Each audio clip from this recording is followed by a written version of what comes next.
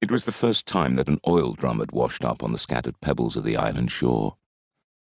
Other items had arrived over the years: ragged shirts, bits of rope, cracked lids from plastic lunch boxes, braids of synthetic material made to resemble hair. There had been bodies too, as there was today. The length of it stretched out beside the drum, one hand reaching forward as though to indicate that they had made the journey together and did not now wish to be parted. Samuel saw the drum first, through one of the small windows as he made his way down the inside of the lighthouse tower that morning. He had to walk with care. The stone steps were ancient, worn smooth, their valleyed centres ready to trip him up.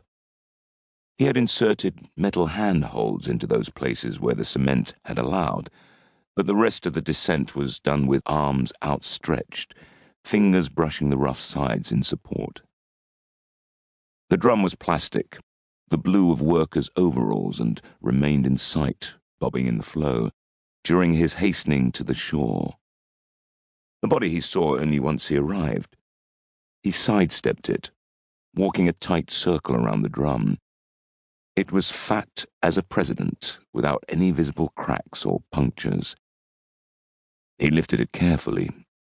It was empty. The seal had held, yet despite being light, the thing was unwieldy. It would not be possible with his gnarled hands to grip that smooth surface and carry it across the jagged pebbles, over the boulders, and then up along the sandy track through scrub and grasses, to the headland where the cottage sat alongside the tower. Perhaps, if he fetched a rope and tied the drum to his back, he could avoid using the ancient wooden barrow, with its wheel that splintered and caught on the craggy beach, often overturning as a result of its own weight. Yes, carrying the drum on his back would be the best option.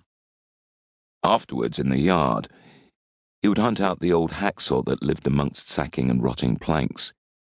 He would rub the dust from the blade, sharpen it as best he could, and saw the top off the drum, then place it in an outside corner of the cottage where the guttering overflowed, so that it could catch rainwater for use in his vegetable garden.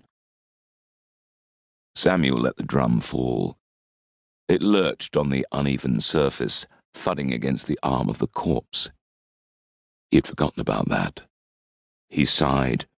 All day it would take him to dispose of the body. All day.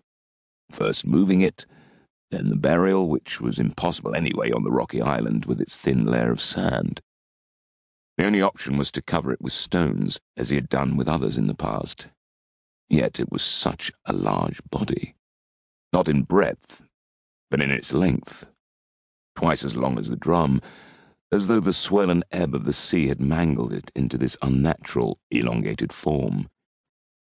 The arms were strong, disproportionate to the naked torso's knuckled spine and sharp ribs. Small, fine black curls formed patches on each shoulder blade, and more coloured the base of the back where it met his grey denim shorts.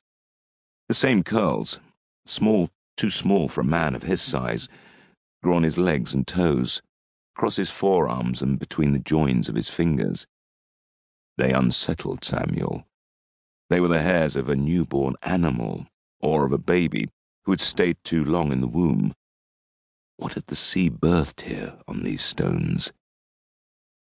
Already as the mid-morning sun was rising, the curls were silvering with salt crystals.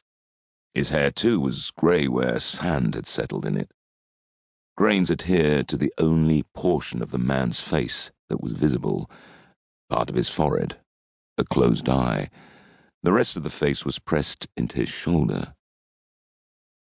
Samuel tutted. That would have to wait. First he would tend to the drum, then next morning, if the body hadn't drifted back into the sea, he would have to break some of the island's rocks, creating enough pieces to cover it.